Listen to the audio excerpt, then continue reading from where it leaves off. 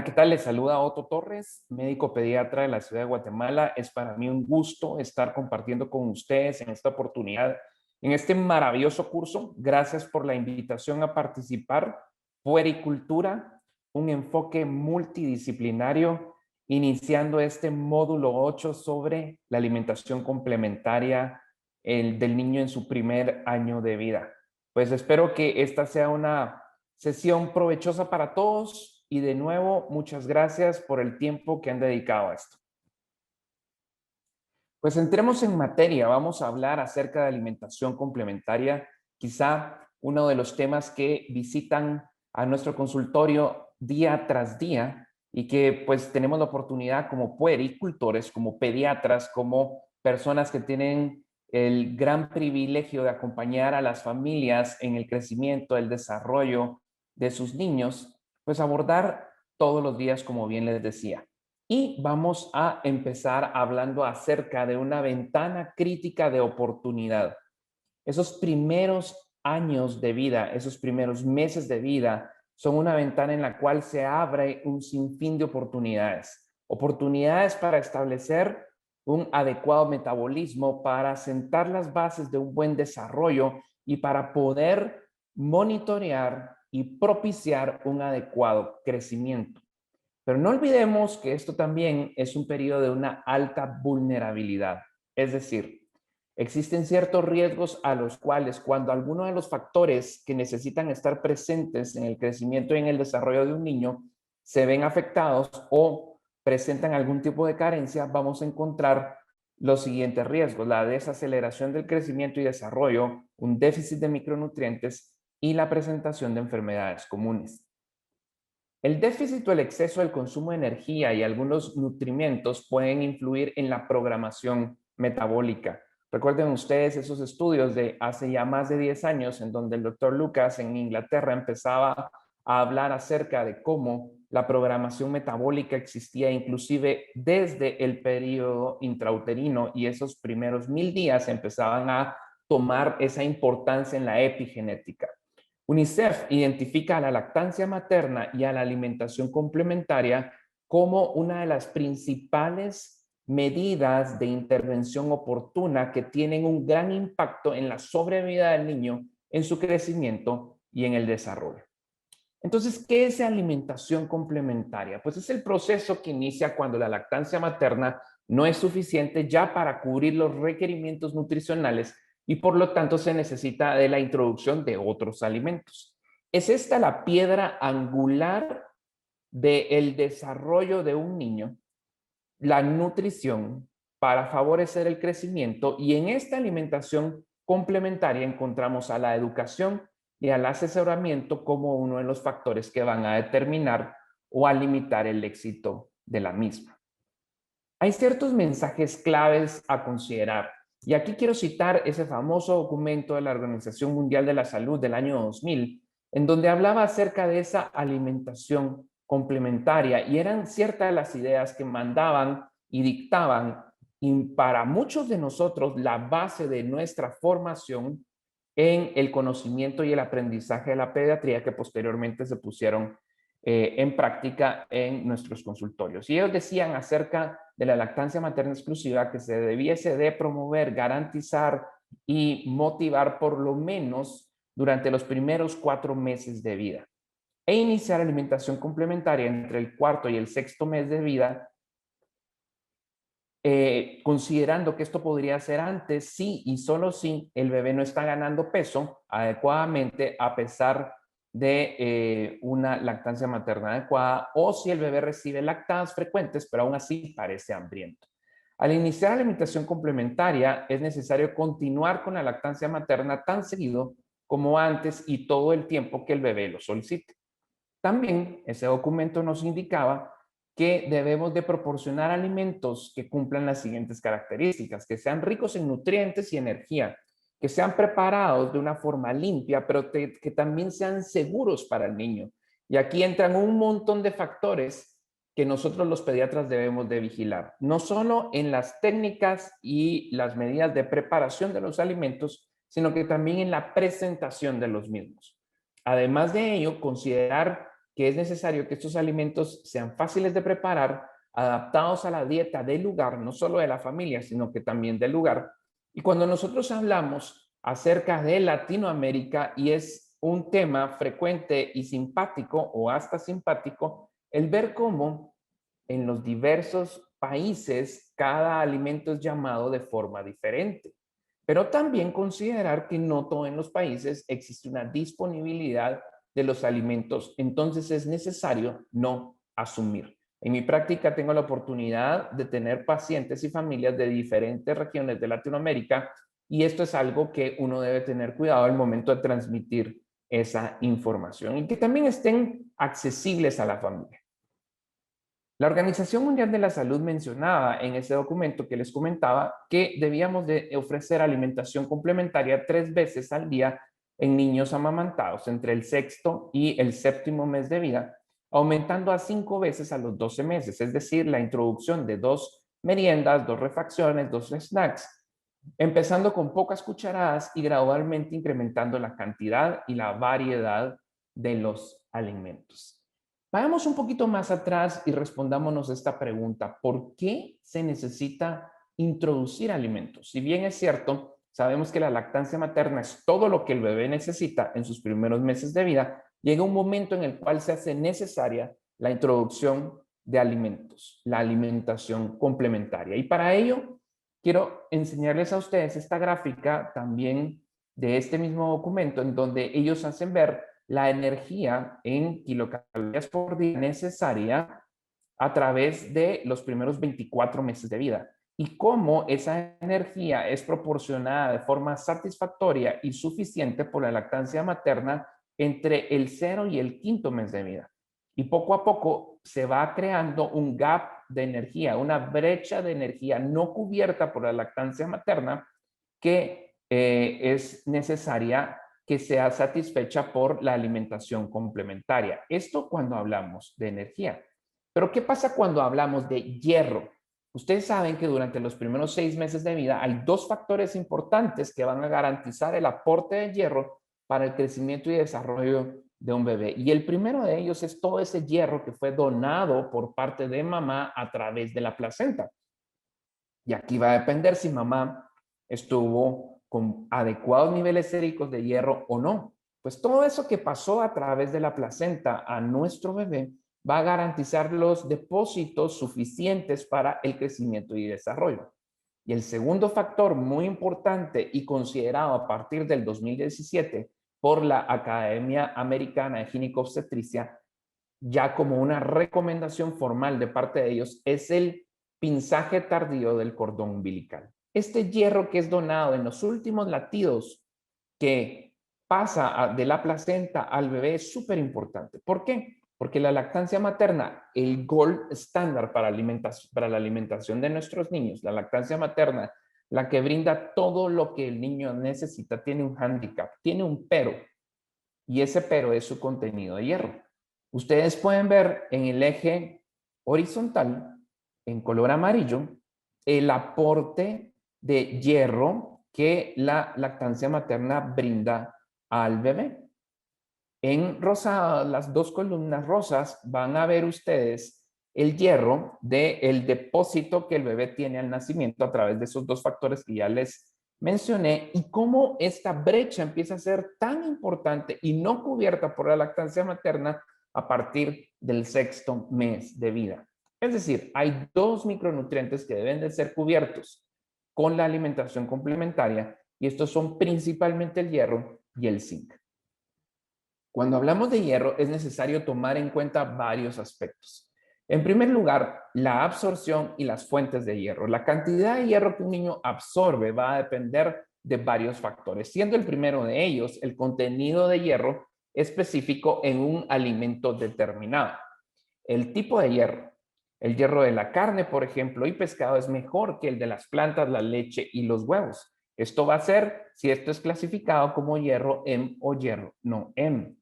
Otros tipos de alimentos presentes en el tiempo de comida van a favorecer o entorpecer la absorción de hierro.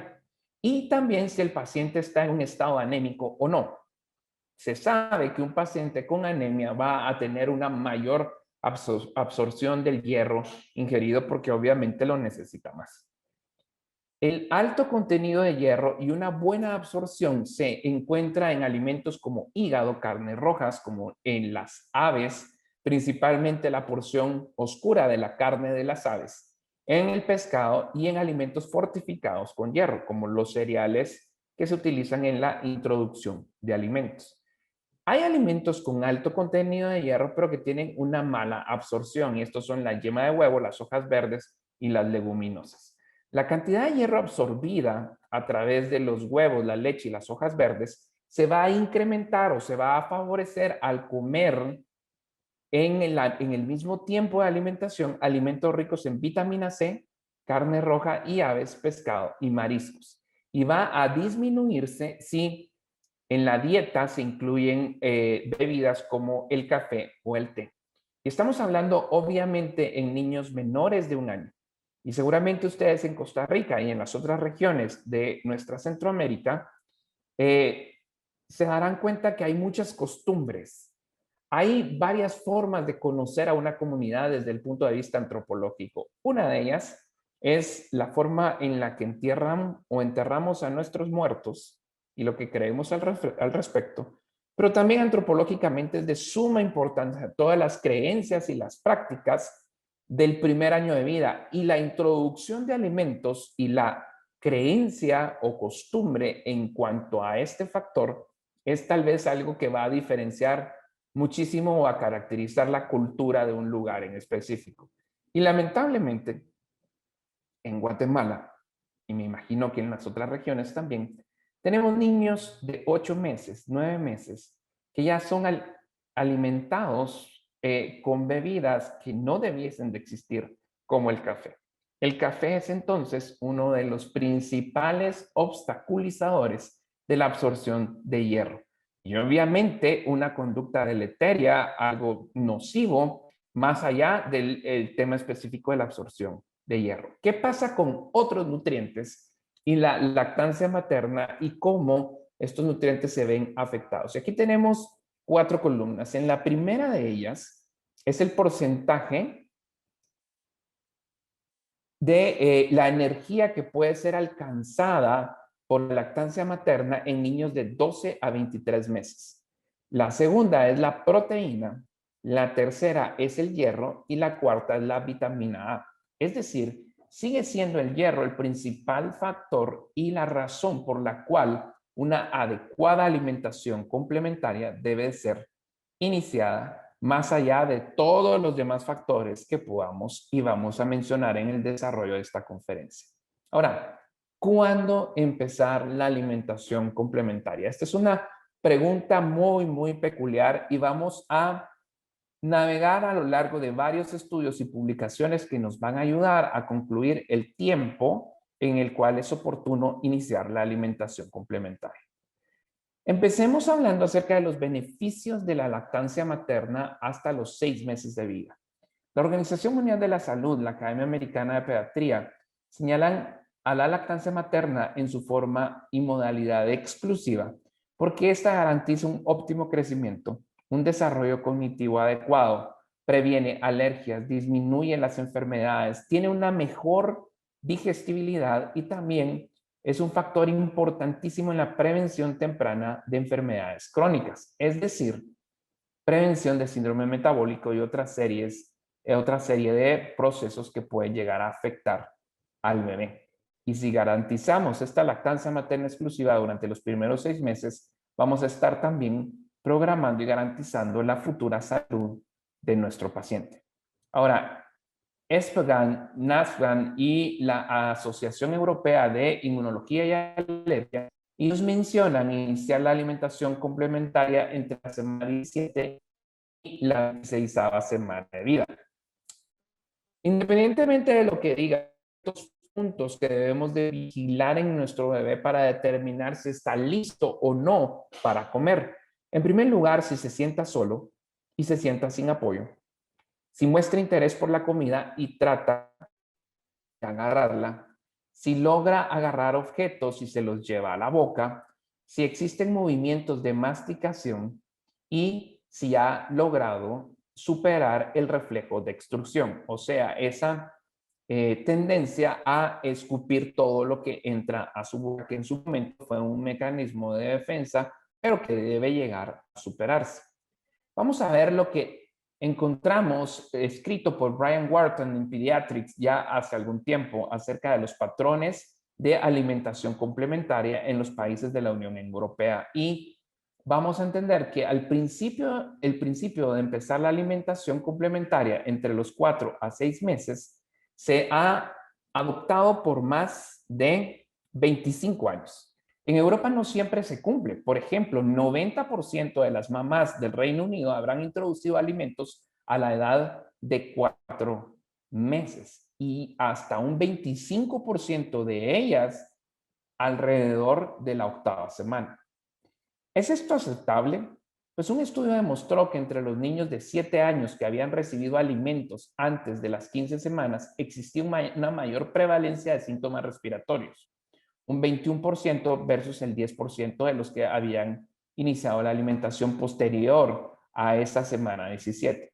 Y la grasa corporal era mayor, teniendo una comparación entre el 19 y el 17% según lo que fue reportado en el British Medical Journal en el año de 1998.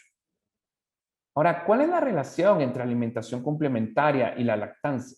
Los requerimientos promedio con lactancia materna exclusiva, que son de 80 a 90 kilocalorías por kilo día, dependiendo obviamente de la edad de nuestro paciente, van a proveer demasiada energía en la alimentación complementaria que puede resultar en una menor ingesta de lactancia materna. Es decir, aquí empieza una competencia por el suministro de energía. Y se teme que introducir la alimentación de una forma muy temprana va a disminuir la ingesta de lactancia. La ingesta energética de la lactancia materna, que va entre el sexto y el 11º mes, entre 375 y 500 kilocalorías por día, y posteriormente de 300 a 350 kilocalorías entre el mes 12º y los 2 años. Para alcanzar los requerimientos de energía, la necesidad estimada de alimentación complementaria es de alrededor de 250 kilocalorías por día entre el sexto y el 8º mes, 450 kilocalorías por día entre el mes 9º y el 11º, y de 750 kilocalorías a los 12 a 24 meses, dependiendo de la lactancia materna que se consume. Y por supuesto hay un efecto de plasticidad en la producción de lactancia materna que es regulada por una alimentación o una retroalimentación positiva consecuente de la succión del bebé. Al inicio, la producción responde rápidamente a los cambios en la demanda y el grado de plasticidad después de los 6 meses de vida es menor y aún no se conoce del todo. Los bebés con lactancia materna exclusiva disminuyen su consumo de lactancia materna cuando se les es dada fórmula. Y esto es algo muy importante a tomar en cuenta cuando decidimos el momento oportuno. Al momento de nacer un bebé es capaz de distinguir lo dulce, lo amargo y lo ácido, además del grado de dulzura de una solución. Recién nacidos con lactancia materna también pueden distinguir entre la presencia o la ausencia de ajo o alcohol en la leche de mamá. Y la capacidad de percibir lo salado no se desarrolla sino hasta el 4º mes de vida. Esto fue reportado en un informe sobre el desarrollo del gusto y el control de apetito. ¿Y por qué es esto importante? Porque también recuérdense que no solo son las destrezas motoras las que tendremos que tomar en cuenta, sino que también todo este desarrollo del apetito que va a influir sobre el gusto del bebé. La coordinación neuromuscular y el desarrollo del mismo también es importante tomarlo en cuenta. La coordinación de succión de glución para la ingesta de líquidos está presente regularmente a las 34 a 35 semanas de edad gestacional. La mordida fásica desaparece entre el 3º y 4º mes y el reflejo de búsqueda disminuye entre el 5º y el 6º mes de vida. Con la estabilidad mejorada del tronco, es decir, cuando ese bebé puede quedarse en una posición sentada ya sin ayuda y además se considera esto y esta fase del desarrollo uno de los principales aspectos del desarrollo para el inicio de alimentación complementaria. Otro aspecto súper importante que se desarrolla entre el 7º y el 9º mes de vida es la pinza, o sea, la capacidad de poder tomar el alimento entre el pulgar y el dedo índice y poder llevarlo a la boca. Algunos escritos dicen que esto es lo que nos separa de los primates, entre muchas otras cosas. Entonces, el considerar esto para favorecer y estimular la autoalimentación por parte del bebé es también importantísimo. Para el año de vida, la masticación rotativa se ha establecido y la mayor parte de los niños son capaces de autoalimentarse y empezar a utilizar los diversos instrumentos para comer, como la cuchara. Ahora, hay una consistencia entre la maduración neurológica y la consideración de la alimentación. La modificación gradual de las texturas y la consideración de la asociación entre textura y la maduración neurológica es trascendental. Recordando que pasamos de la capacidad de deglutir líquidos a ingerir papillas, posteriormente purés, machacados, picado fino y trocitos. Al sexto mes de vida, los bebés pueden comer papillas y purés. Alrededor del octavo mes de vida, alimentos que puedan comer con los dedos. Y para el año de vida estará en la total capacidad de integrarse a la dieta del hogar. El Ministerio de Salud de Wellington hacía justamente esta tabla que me permito compartirles, en donde vamos a ver cómo poco a poco las habilidades físicas se van desarrollando y también se van asociando con las habilidades de alimentación. Tenemos entonces en el recién nacido, en la edad neonatal o el periodo neonatal, que las habilidades físicas se limitan a los reflejos primarios y entre el mes y el tercer mes de vida vamos a tener ese sostén cefálico. Obviamente, durante esta etapa vamos a estar hablando de un niño cuya alimentación se basa exclusivamente de líquidos, de lactancia materna, idealmente, o algún sucedáneo de la misma. Ya para el periodo entre el tercero y el sexto mes desaparecen los reflejos primarios, como el reflejo de exclusión, y el bebé ya cuenta con una adecuada succión, deglución y reflejo de extrusión de la lengua que ha sido modificado. Posteriormente ya tenemos parte de lo que les había mencionado en las diapositivas anteriores, en donde vamos a ver movimientos de masticación entre el sexto y el noveno mes. Abre la boca al contacto con los alimentos, mantiene los alimentos en boca, los deglute, explora las texturas de los alimentos y aparecen los primeros dientes. Existe una coordinación fina y el uso de la pinza.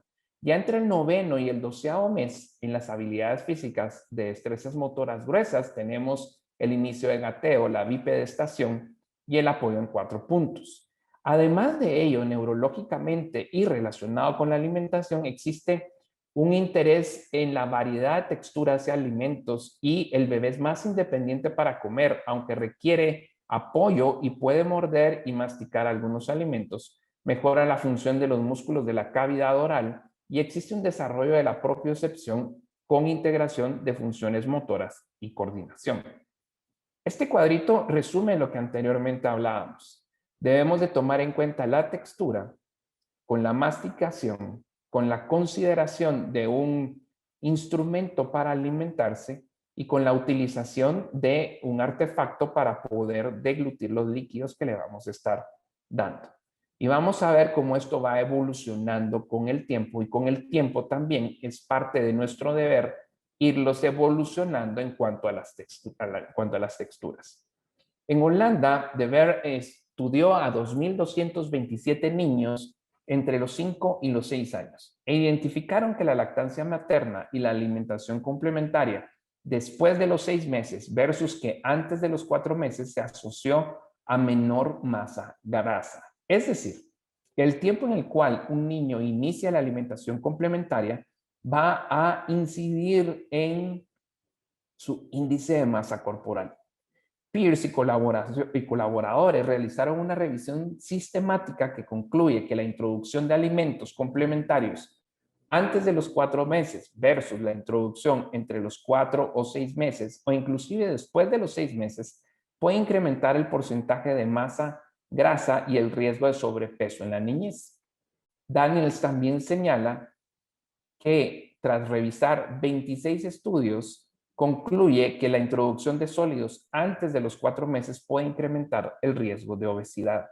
Entonces podemos concluir que pensar en alimentación complementaria antes de los 4 meses va a tener efectos deleterios en el desarrollo de nuestro bebé, principalmente en el porcentaje de grasa corporal. En 2019, Veronica Gringas establece un estudio en el que él señala el tiempo de alimentación complementaria, su inicio y la adiposidad a lo largo de la niñez. Para ello, a través del proyecto VIVA, analizó 1,013 niños separados en 3 grupos. Los que habían iniciado alimentación complementaria antes del 4.º mes, los que iniciaron entre el 4.º y el 6.º mes y aquellos que eran mayores de 6 meses. La alimentación complementaria iniciada antes del 4.º mes se asoció con mayores índices de adiposidad en la infancia, media en niños que fueron amamantados en la adolescencia, en los aspectos referentes a circunferencia de cintura, grasa abdominal y la suma de los pliegues subescapular y tricipital. Los efectos estimados fueron mayores en bebés alimentados con fórmula. Analizó también la alimentación complementaria iniciada después del 6.º mes, que se asoció con un radio subescapular tricipital mayor en la infancia y adolescencia en bebés alimentados por fórmula, más no en los alimentados con lactancia materna. Es decir, cuando empezamos antes del 4.º mes de vida, vamos a tener consecuencias adversas tanto en los que están siendo alimentados con lactancia materna como los que están siendo alimentados con fórmula. Y el empezar posterior al 6.º mes de vida afecta únicamente a aquellos que son alimentados con fórmula, más no a los que son alimentados con lactancia materna. Y llegamos entonces a platicar de un tema súper controversial. Controversial en algún momento, hasta que la evidencia surge y la evidencia sustenta la práctica. Los alergenos.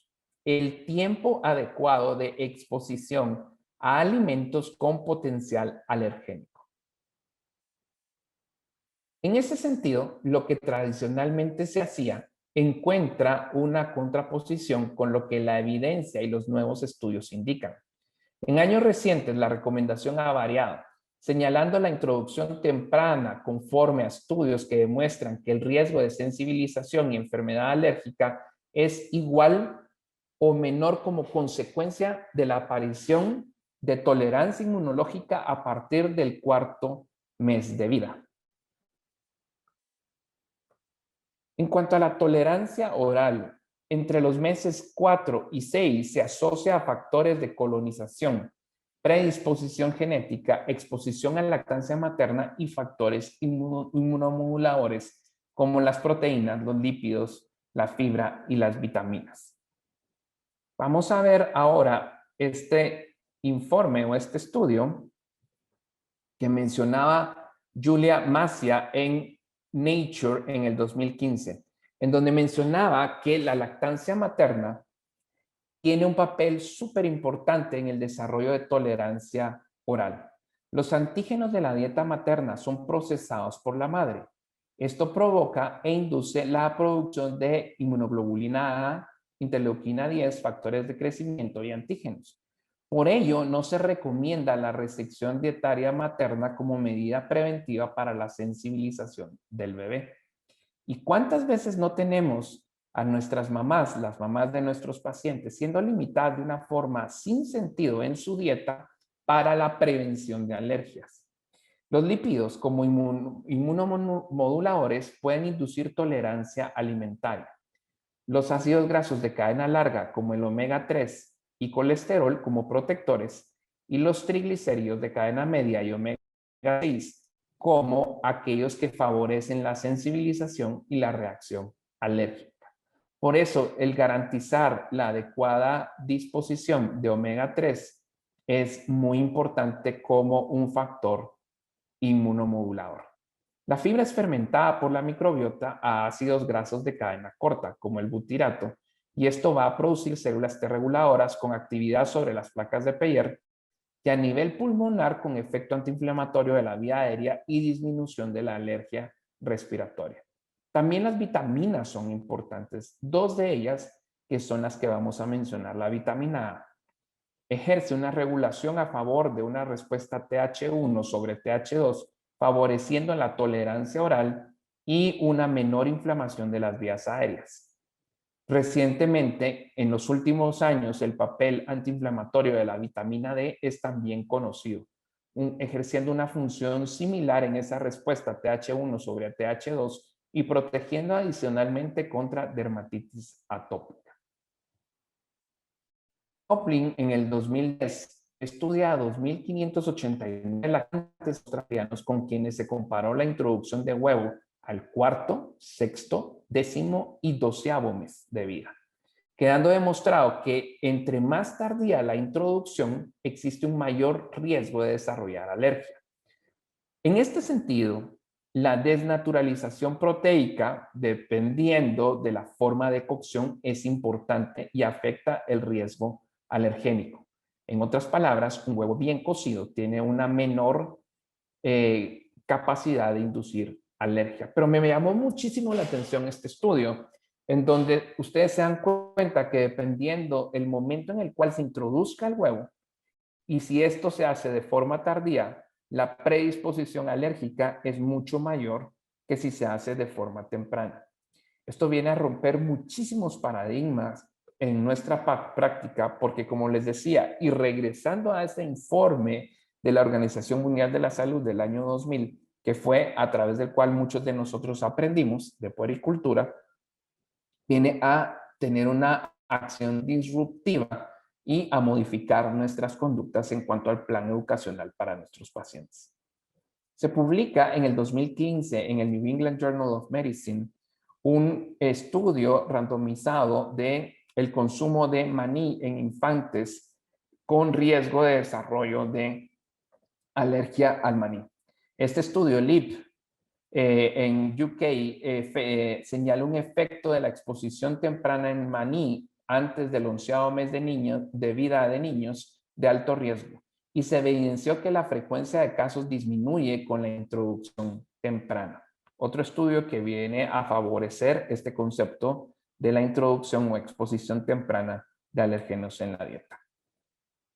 El cohorte PATCH, el Prediction of Allergy in Taiwanese Children, señala que la lactancia materna por al menos 4 meses en comparación con lactancia materna parcial o alimentación complementaria antes de los 4 meses va a producir una disminución del riesgo de sensibilización a la proteína de la leche de vaca a los 2 años de edad.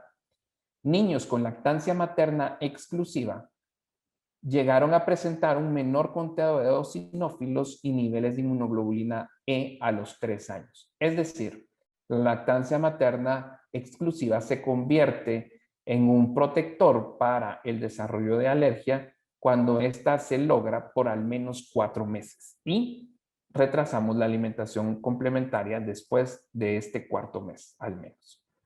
Ahora, ¿qué dice la Asociación Canadiense de Pediatría? Esta promueve el ofrecimiento de alimentos en presentaciones que eviten el atragantamiento, que contengan alérgenos comunes como el maní y el huevo alrededor de los 6 meses de vida, pero no antes de los 4 meses de vida. Lo anterior puede ser efectivo en la prevención de alergias por alimentos en bebés de alto riesgo. Sin embargo, a pesar de esta recomendación, un estudio señala que en una encuesta reciente en los Estados Unidos en padres de niños menores de 1 año, demostró que solo el 31% estaba dispuesto a introducir maní antes o alrededor de los 6 meses de vida.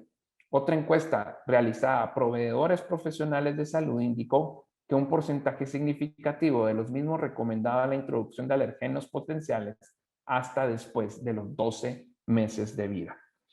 Entonces, mi pregunta es para ustedes, ¿cómo lo están haciendo? ¿Qué es lo que estamos haciendo? Y espero que esta serie de estudios venga a despertar en ustedes el interés de revisar lo que hasta el momento estamos haciendo. Y les digo estamos porque a pesar de que pues tuve la oportunidad de preparar esta conferencia, a pesar de que leímos la evidencia y lo estamos haciendo, hay ciertos aspectos que en mi práctica diaria, en el día a día, pues tendremos que revisar y poder considerar. En el 2008, la revista Pediatrics publica un informe importante acerca de la relación de el papel de la restricción dietaria en mamá, el tiempo de introducción de alimentos complementarios y las fórmulas hidrolizadas en la prevención de enfermedad atópica. Y estas son las conclusiones. La evidencia existente no permite concluir que existe una fuerte relación entre el tiempo de introducción de alimentación complementaria y el desarrollo de enfermedad atópica. Pone en duda el beneficio de retrasar la introducción de alimentos que se han pensado ser altamente alergénicos más allá del cuarto al sexto mes de vida. Para bebés de alto riesgo de desarrollo de enfermedad atópica, la lactancia materna exclusiva, por lo menos por 4 meses comparado con aquellos alimentados con fórmula convencional, disminuye la incidencia acumulativa de dermatitis atópica y alergia a la proteína de la leche de la vaca en los primeros 2 años. Sin embargo, alimentos sólidos no deben introducirse antes del cuarto al sexto mes. Un estudio o un informe súper útil que les recomiendo que consulten es el consenso publicado por el Hospital Infantil de México en el año 2016. Es verdaderamente una joya, pues ellos hacen un análisis exhaustivo de toda la evidencia y pretenden dar las recomendaciones para el país mexicano acerca de las prácticas de alimentación complementaria en lactantes sanos. Y ellos llegan a esta conclusión. La introducción de alimentos potencialmente alergénicos no debe retrasarse.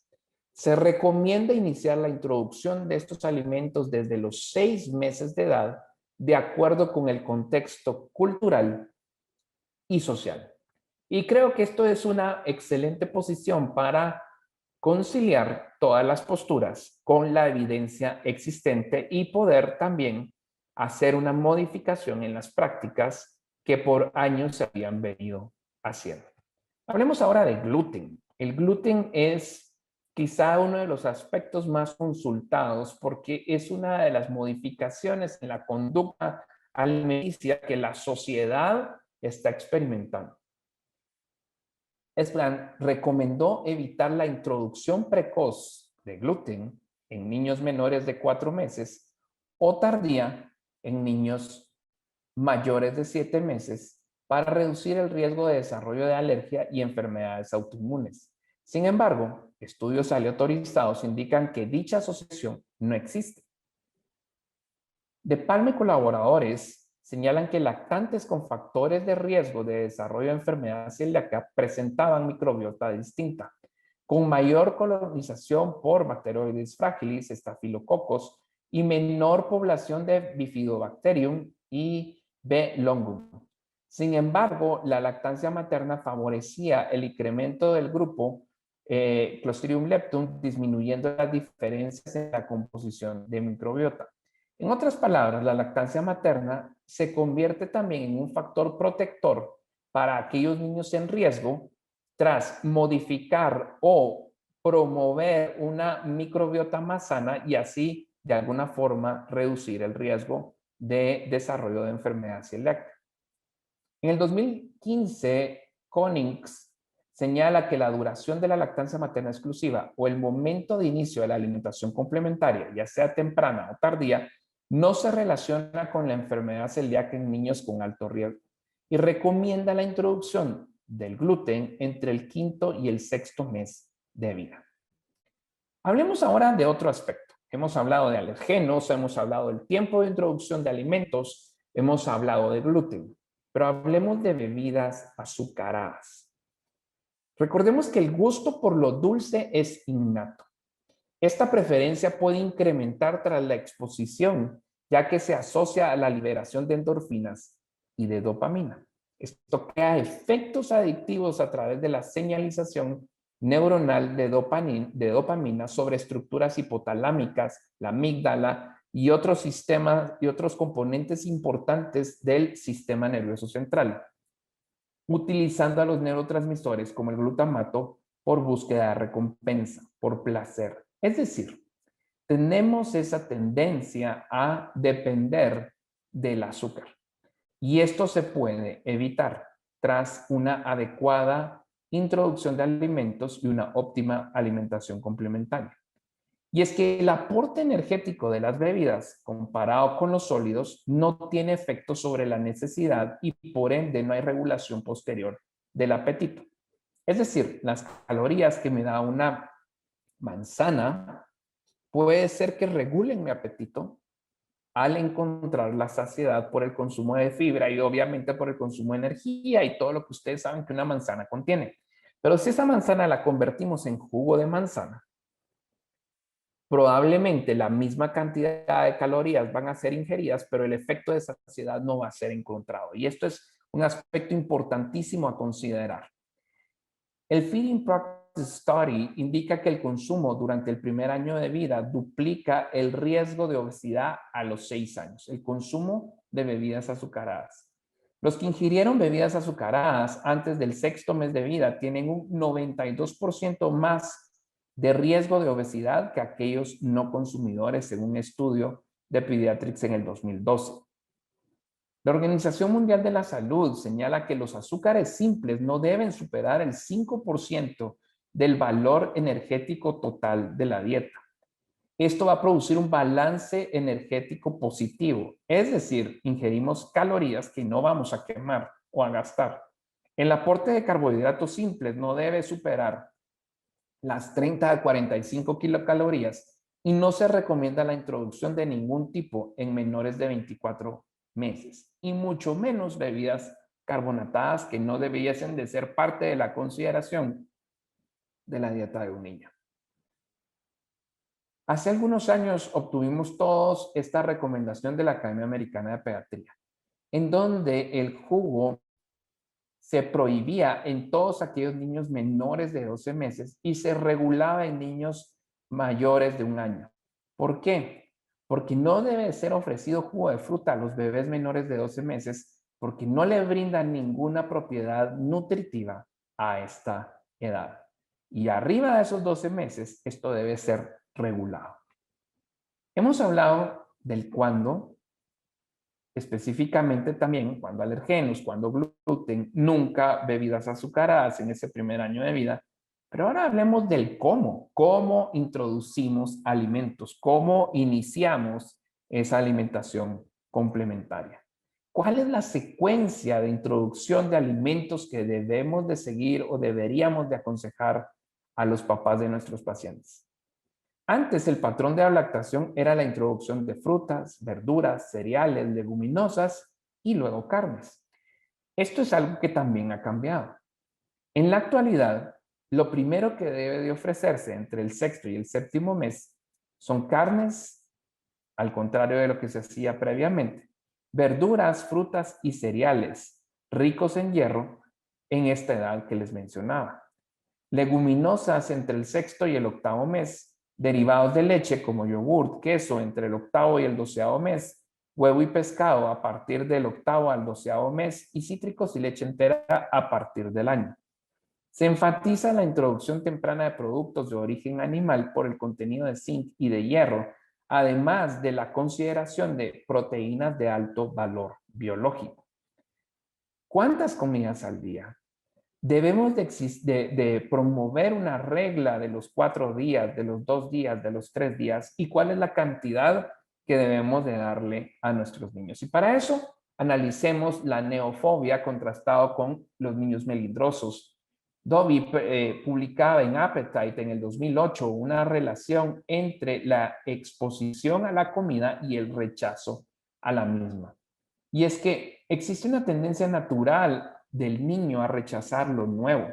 Sin embargo, tras una exposición repetida, este niño va a terminar disminuyendo su rechazo a la comida y posteriormente aceptándola después de ser expuesto al menos 15 veces.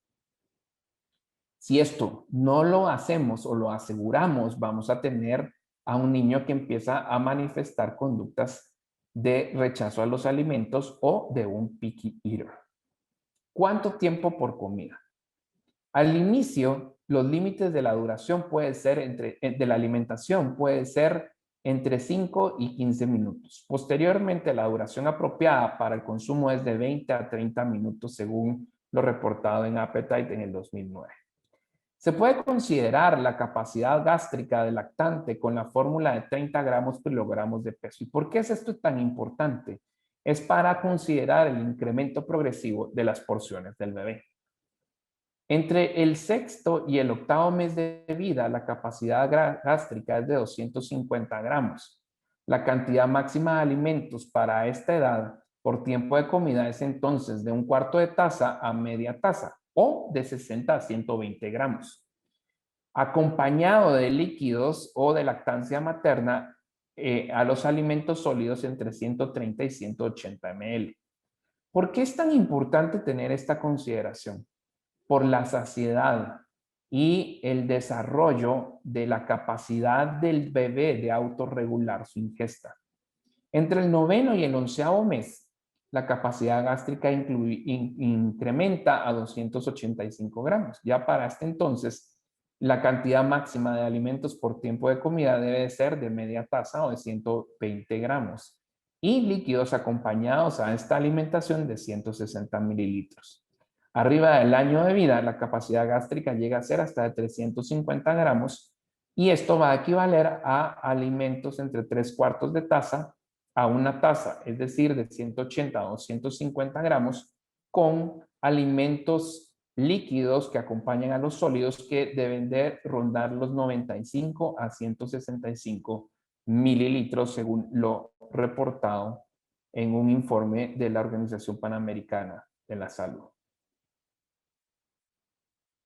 Cuando hablamos de cómo hacer esta secuencia, existe una secuencia que debe ser lógica considerando entre el 0 y el 6º mes de vida la lactancia materna exclusiva como lo que debiese de comer el bebé. Y entre el 6º y el 7º mes, como les había dicho, considerar a las carnes como uno de los principales alimentos introducidos en la dieta del bebé, los vegetales, los cereales, principalmente aquellos fortificados con hierro, y considerar que la frecuencia de esta alimentación debe ser entre 2 a 3 veces al día y la consistencia entre purés y papillas. Ya para el 6º, 7º u 8º mes de vida, considerar a las leguminosas, incrementar la frecuencia 3 veces al día e ir avanzando en la consistencia de los alimentos, ir avanzando en las texturas, considerando los purés, los picados finos y alimentos machacados. Para el 8º mes de vida, los derivados de la leche deben de considerarse el huevo, el pescado. Ya este chico, aparte de los 3 tiempos principales de comida, debe estar bajo la consideración de meriendas 1 o 2 veces al día y el picado fino y los trocitos es la consistencia de los alimentos que debe estar ingiriendo. El niño mayor de 12 meses, importante que sea adaptado directamente a la dieta del hogar, ya puede estar tomando leche entera, ya puede estar tomando cítricos y estarse autoalimentando. Si hacemos esto, muchos problemas se van a evitar, principalmente en aquellos chicos que no mastican, que tienen 18 meses y no mastican y siguen aún en consistencia de papillas y empiezan una conducta de manipulación a sus papás a través de la ingesta de alimentos.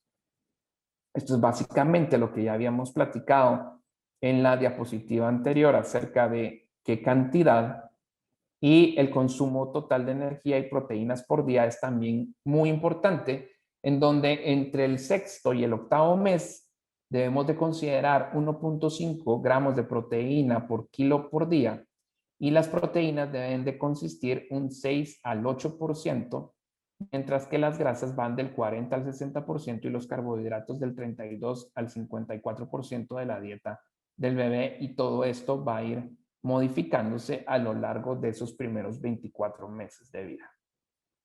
Ahora, dentro de todo lo que hemos tenido que considerar como pediatras a lo largo de estos años y compararlo con lo que hacíamos hace 15 años, por ejemplo, hace 20 años, debemos también de considerar los métodos de alimentación. No sé cómo estarán en los demás países de la región centroamericana, pero en Guatemala el baby led weaning es algo que ha tomado muchísimo auge, muchísimo auge. Y muchas mamás ya vienen con las preguntas, doctor, ¿usted es pro baby led weaning o no? Y al principio cuando escuchaba esto, yo decía, bueno, no, los libros dicen tal cosa y punto. Posteriormente me empezó a interesar que cada vez mayor número de papás se volcaban a esto gracias a la influencia de redes sociales y a otra serie de factores. Y empecé a investigar y empecé a introducirme en qué era baby led weaning. Y hoy les quiero presentar los beneficios, las ventajas, el cómo hacerlo, pero también los riesgos que implica. La alimentación en este abordaje es guiada y dirigida por las demandas del bebé. Tienen una integración más precoz a la dieta de la familia y un aspecto importante que para que un niño sea considerado iniciar baby led weaning se debe promover la lactancia materna hasta los 6 meses de edad. Es decir, no empezar con la alimentación antes del 6º mes de vida. Townsend y Pitchford en el 2012 indicaron que el baby led weaning impacta en las preferencias alimentarias, aprende a regular una mejor ingestión de los alimentos y esto va a incidir en un menor índice de masa corporal y a preferir alimentos saludables como carbohidratos complejos. Es decir, los niños tienen una mejor calidad de alimentación según lo que este grupo de investigadores publicó en el British Medical Journal en el 2012. De nuevo, para poder considerar baby led weaning es necesario considerar y verificar que el bebé tenga signos de que está listo para comer. Y los vamos a repetir, ya lo habíamos mencionado antes, pero vale la pena hacer énfasis porque estamos hablando específicamente de BLW. Este chico se sienta solo, sin apoyo, muestra interés por la comida y trata de agarrarla. Logra agarrar objetos y se los lleva a la boca. Existe movimiento de masticación, ha superado el reflejo de extrusión. Y algo que tiene que tener en cuenta mamá es de proteger el piso, cubrir al bebé, porque será, como decimos en Guatemala, un relajo. Va a haber una fiesta de colores en el piso. Consejos para considerar BLW. El bebé debe de estar siempre bien sentado en su sillita de comer. Los pedazos deben ser grandes y estos son los mejores, al menos del tamaño del puño del bebé. Reducir las distracciones. Un bebé que va a estar bajo BLW no puede tener el celular enfrente, no puede tener el iPad con sus muñequitos para entretenerse. Debe de estar concentrado, interesado en la comida. Y los papás deben de estar siempre vigilantes. Y a las familias que optan por este método, yo siempre les recomiendo, usted va a estar con el bebé, usted lo va a supervisar. Hay una niñera, hay una persona que ayuda en casa en la cual usted no confía al 100% que no lo haga, ¿verdad? Porque estos niños deben de estar bajo supervisión. ¿Cuáles son excelentes opciones para baby led weaning? Pues los sticks de vegetales, ¿verdad? Formas y texturas interesantes que encontramos en el brócoli, el coliflor, los elotitos o maicillo, ¿verdad? Trozos de frutas blandas como kiwi, pera, melón, banano, carnes, tiras de pechuga de pollo, carne molida hecha en albóndigas, por ejemplo, que ellos puedan tomar con sus manos, bodoquitos de arroz o bolitas de arroz, pasta larga como fusilli, rigatoni o farfalle, son excelentes formas de poder darlo y ustedes lo pueden ver acá en el tamaño y la presentación de los mismos. ¿Cuáles son los beneficios del BLW? Pues como ya Townsend lo mencionaba en el estudio que les presenté, un menor riesgo de obesidad gracias a la autorregulación. Una mejor calidad de la dieta, pues hay una aceptación más amplia de alimentos y de texturas. Hay efectos favorables en las prácticas de alimentación de los padres. Una mejor evolución en el desarrollo de destrezas motoras. Cuando hablamos o asesoramos en BLW, por favor, nunca los bebés deben de consumir frutos secos, alimentos redondos como uvas o tomate cherry, etc. No pueden consumir miel de abeja ni leche entera antes del año de vida. ¿Por qué? Porque hay desventajas con el BLW. Y seguramente ustedes han experimentado esto en el momento de considerar el baby led weaning o por lo menos las primeras veces que lo han considerado para una familia. Y es que existe un riesgo de atragantamiento. La Universidad de Dunedin lo señala entre el 30 y el 35%. La mayor parte de los casos por manzana cruda. También nuestro bebé puede estar en un déficit de ingesta de micronutrientes. ¿Por qué? Porque él es el que está regulando la ingesta y podemos tener deficiencias de hierro y de zinc. Y esto reflejarse en un retardo del crecimiento. No todos los bebés muestran el mismo interés ni desarrollan al mismo tiempo las destrezas físicas. Muchos de los alimentos que se pueden ofrecer en un inicio son pobres en energía y proteínas. Los papás que reportaron haber seguido el BLW, sus hijos tuvieron una prevalencia mayor de bajo peso, entre el 4.8 al 5.4% que aquellos que alimentaron de forma convencional. Teniendo esto en cuenta, viendo un grupo de investigadores en Nueva Zelanda lo que el BLW estaba implicando en ventajas, pero también en riesgo, desarrollaron un estudio conocido como BLISS. Muchas mamás les van a llegar a preguntar a ustedes, bueno, doctor, ¿método de BLW o método BLISS? BLISS no es un método, BLISS es un estudio, que es el Baby-Led Introduction to Solids, desarrollado por la Universidad de Dunedin en Nueva Zelanda, que reclutó a 200 familias primerizas e intervino con 9 visitas, incluyendo una visita prenatal, donde motivaban y asesoraban en cuanto a lactancia materna y la promovían durante los primeros 6 meses de vida. Y a estos bebés se les dio seguimiento por 2 años. El método de Bliss motiva o promueve el seguimiento de las ventajas del baby-led weaning, pero con cuidado en cuanto a los aspectos que eviten las complicaciones. Probar siempre las comidas antes para asegurar que estén lo suficientemente suaves para ser deshechas con la lengua en el paladar, o son lo suficientemente largas y fibrosas para que pedazos pequeños no se desprendan cuando sean chupadas y masticadas por el bebé. Y evitar comidas que formen migas. Los pedazos deben ser por lo menos del tamaño del puño del bebé, por lo menos en un lado del pedazo. Siempre con un bebé que esté bien sentado, siempre bajo supervisión de un adulto y nunca poner estos trozos en la boca del bebé. El bebé debe de hacerlo a su ritmo y a su propio control. Es decir, mamá prepara, mamá escoge los alimentos, los prepara, los corta de la forma adecuada, los presenta y espera a que el bebé sea el que vaya comiendo. Los padres también deberán de dar 3 tipos de alimento en cada comida. Un alimento rico en hierro, que puede ser carne, cereal infantil fortificado. Una comida rica en energía, una fruta y una verdura. Estos son los requerimientos para el establecimiento del Baby-Led Introduction to Solids, o sea, BLISS.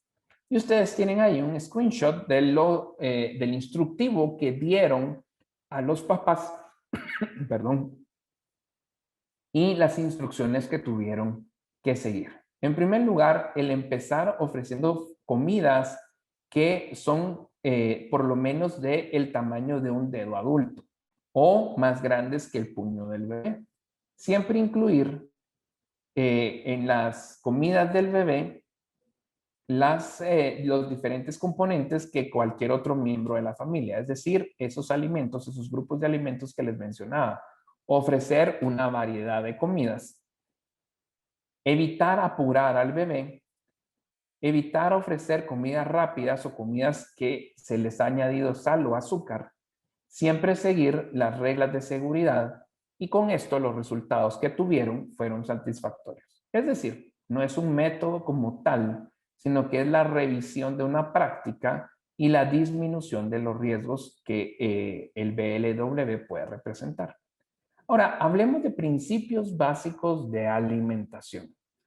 ¿Cuál es el papel de los papás ante la alimentación complementaria? En primer lugar, los no negociables. ¿Qué es lo que no se puede negociar? Yo siempre les digo a los papás, ustedes son los dueños de el qué, el dónde y el cuándo. Y el bebé es dueño del cuánto. para que él aprenda la autorregulación de la ingesta. Pero qué dar, dónde dar y cuándo darlo es algo que los papás deben de controlar. El niño aprende por alimentación. El niño debe de comer desde la primera vez que va a ser introducido a la alimentación complementaria con otro u otros adultos, porque él va a imitar. Debe de comer acompañado. Los cuidadores deben de ver y probar el alimento para una mejor aceptación. ¿Cuántos de ustedes no le hablan a los papás? Bueno, es necesario empezar con las carnes, les vas a dar carne magra, vas a utilizar esto, lo otro, y es muy importante que le des hígados. Y el papá hace una cara de rechazo que yo digo, si esa fue la cara enfrente mía, ¿cómo va a ser la cara cuando le esté dando de comer al bebé? ¿Qué va a hacer ese bebé? Lo va a rechazar porque está imitando. Considerar lo que ya les mencionaba en cuanto a la exposición repetida del alimento, entre 8 y 15 veces antes de descartarlo. Y tomar en cuenta los efectos del abordaje autoritario.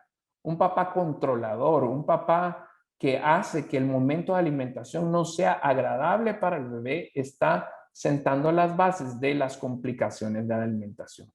¿Dónde comer? El lugar para comer es importantísimo.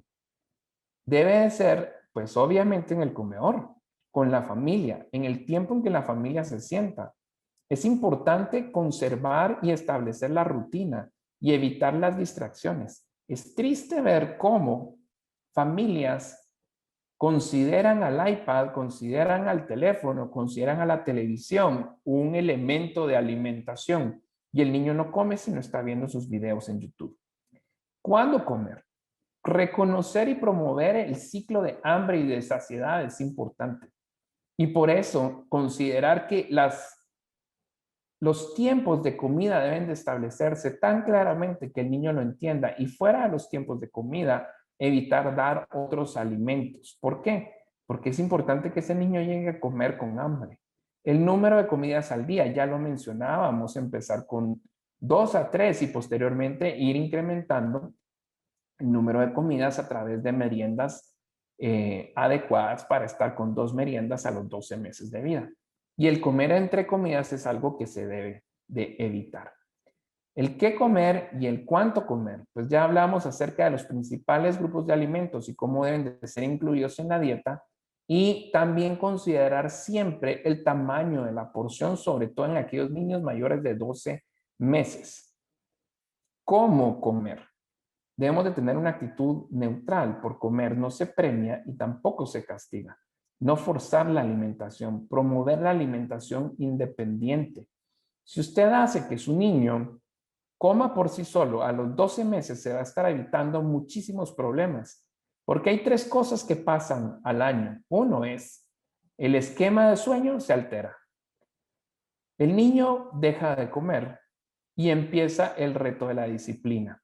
Entonces, aquel niño que no descubre la alimentación como un elemento de manipulación es un niño que va a comer mejor. ¿Por qué? Porque es el que aprendió a comer y el que despertó el interés por la comida. Y algo importantísimo es tener en cuenta la progresión de las texturas. Es importante también ser creativo. Recuérdense que un niño arriba de los 9 meses es un niño que está interesado en explorar, está interesado en conocer su ambiente y debemos de alguna forma competir con todos los demás estímulos. Entonces el hecho de ser creativos es importante sobre todo en aquellos niños arriba de los 12 meses de vida. Y modelar buenos hábitos alimenticios es trascendental. ¿Por qué? Porque no podemos pretender que nuestros niños tengan una buena alimentación desde su inicio si nosotros mismos no estamos comiendo bien. Ellos van a hacer lo que nos vean hacer. Van a comer la calidad, el número y la diversidad de vegetales que nosotros comamos. Y van a evitar toda aquella comida chatarra que no nos ven a nosotros comer. Entonces, esto es importantísimo. Ya para terminar, quiero hablar de ciertas cosas y retos a los cuales nos enfrentamos. Hablemos de veganismo y vegetarianismo, ¿sí? Hay diversas clasificaciones, cada vez uno mira más, ¿verdad? Hay personas que toman una opción de vida en la cual limitan la ingesta de carnes, pero consumen leche, consumen huevos. Hay otras que evitan el consumo de huevos y los derivados de la leche. Y hay otras que todavía se van a alimentación más básica. Tengo varias familias en el consultorio que acuden a mí, al igual que a ustedes seguramente, que han tomado estas opciones de vida. Entonces es necesario, y con todos lo hago, hacerle ver los riesgos que esta opción de vida puede implicar en el inicio de la alimentación complementaria. En primer lugar, carencias nutricionales. Luego, déficit específico de hierro, zinc y vitamina B12. Tomar en cuenta que el consumo elevado de fibra y fitatos inhibe la absorción de micronutrientes, zinc y hierro. El consumo de lípidos puede ser tan bajo que puede llegar a comprometer el aporte total de energía y desacelerar el crecimiento y desarrollo. Y hacerles ver no solo los riesgos, sino que la necesidad de ser guiados por profesionales en el área de pediatría y en el área de nutrición. Ahora, ¿cuáles son las recomendaciones para esas familias vegetarianas, pero sobre todo para esas familias veganas? Lactancia materna por los primeros 6 meses de vida de forma exclusiva. En caso de no recibir lactancia materna, la fórmula a base de soya puede ser una opción para los veganos. La alimentación complementaria se introduce de la misma manera que en los lactantes no vegetarianos, con recomendaciones especiales en los siguientes aspectos. Las proteínas. Es importante que aprendan a combinar leguminosas y cereales, pues las leguminosas son pobres en aminoácidos azufrados como la metionina y la cistina, y los cereales en lisina, el trigo, el arroz y el maíz, y treonina, el arroz. Se recomienda entonces un incremento en el consumo de proteína hasta en un 35% sobre los requerimientos de aquellos niños que tienen fuentes de proteína en su dieta. Considera el tofu, el yogur de soya y el tempeh. En cuanto al omega 3, las dietas vegetarianas son altas en omega 6, pero bajas en omega 3. Es importante promover la linaza, el aguacate, el aceite de pescado, el tofu, la fórmula de soya enriquecida. En cuanto a vitamina B12, suplementar con 0.4 microgramos día hasta los 6 meses y 0.5 después de los 6 meses en dietas veganas. No olvidar el zinc y su aporte y también la suplementación con hierro.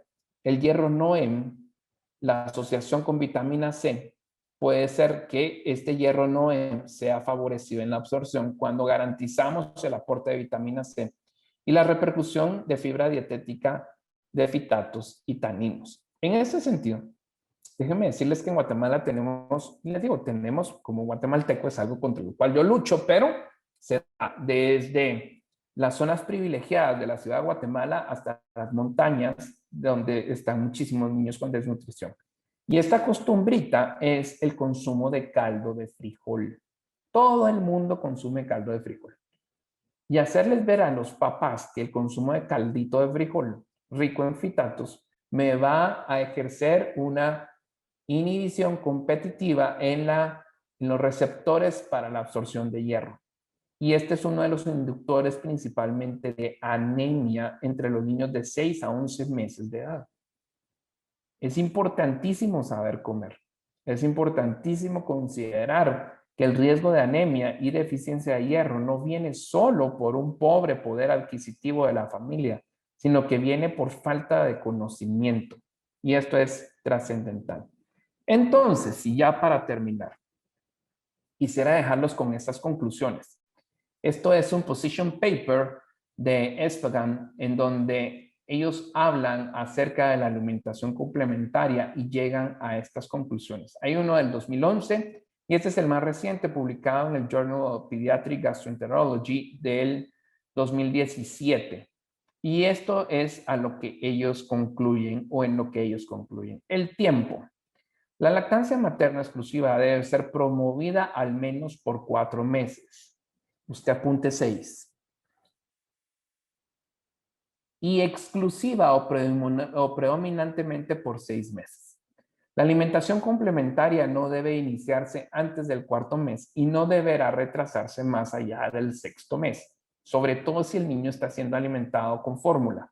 Recuérdense ustedes que esa fue una de las conclusiones de uno de los estudios que les presenté. El que sigue con fórmula y no se le inicia la alimentación tiene un riesgo mayor de obesidad. Se deberán ofrecer alimentos con variedad de sabores y texturas. La lactancia materna se deberá continuar durante la alimentación complementaria. La leche entera de vaca no deberá introducirse sino hasta después de los 12 meses de vida. Los alergenos podrán introducirse cuando se inicie la alimentación complementaria en cualquier momento después de los 4 meses. Los bebés con alto riesgo de alergia al maní, o sea, aquellos bebés con eczema severo, alergia al huevo o ambos, deberán de ser expuestos entre el cuarto y el 11º mes bajo supervisión. El gluten puede introducirse entre los 4 y los 12 meses, pero el consumo de grandes cantidades deberá evitarse tras las primeras semanas de introducción de gluten. Todos deberán recibir alimentación complementaria con alto contenido de hierro que incluya carne y o comidas fortificadas con hierro. No debe agregarse azúcar o sal en la alimentación complementaria.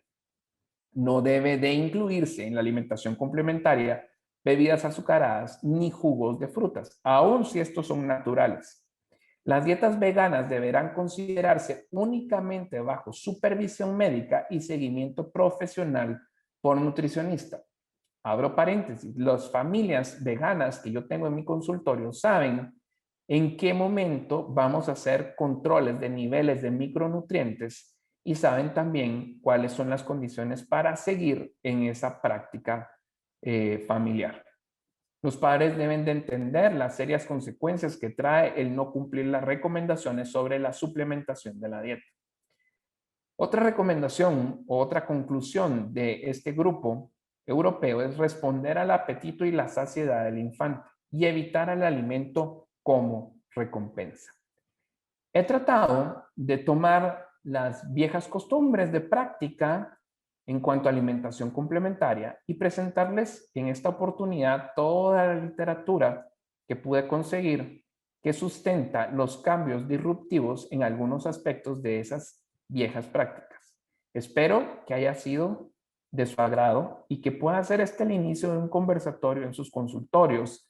Estoy abierto a las preguntas y a los comentarios que ustedes deseen hacer. Y de nuevo, muchísimas gracias y felicitaciones al doctor Jorge Martínez por esta excelente y maravillosa iniciativa del curso de puericultura integral. Muchísimas gracias.